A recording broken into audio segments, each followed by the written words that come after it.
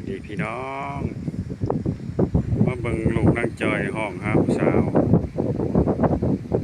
โอ้โอ้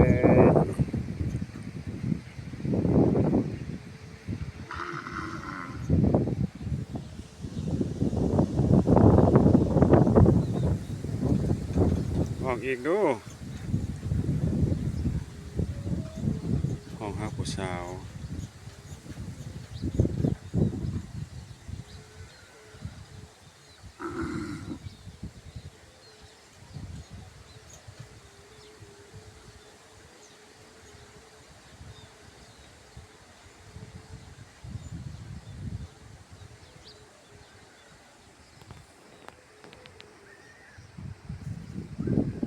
บัวลมออกห้องหาผู้สาวโอ้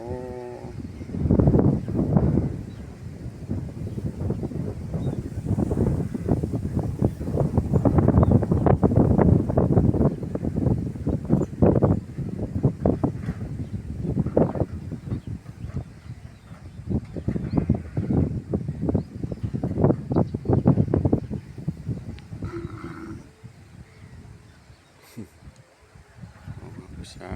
วห้องหาเพื่อนหาแพทย์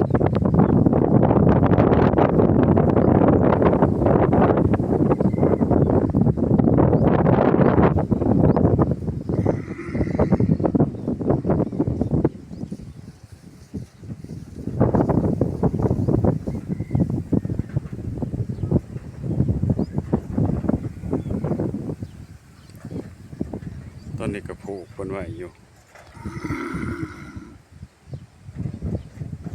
โอ้